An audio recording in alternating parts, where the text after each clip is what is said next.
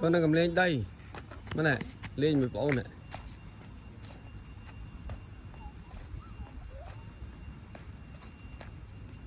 lên đây ôn từ lên đây lên lửa lửa bốc phèo mà cháy nhá mà này một ham lời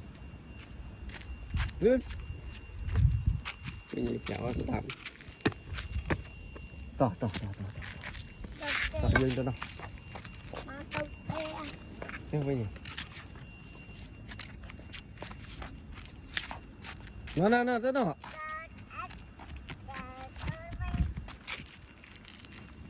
ý à thằng đi chồng lý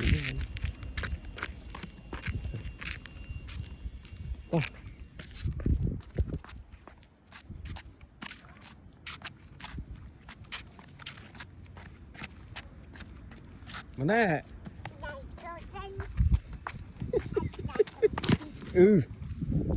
bây nhận rồi sẽ đáp luôn phú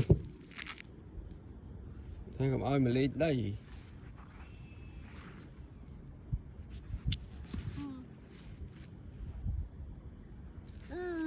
khó con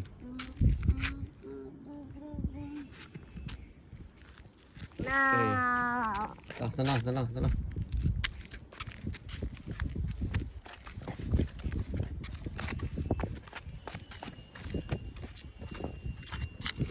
được chặt đàn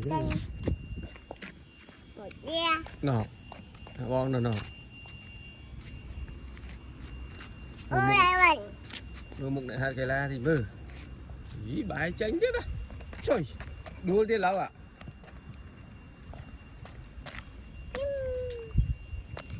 bà cố gì này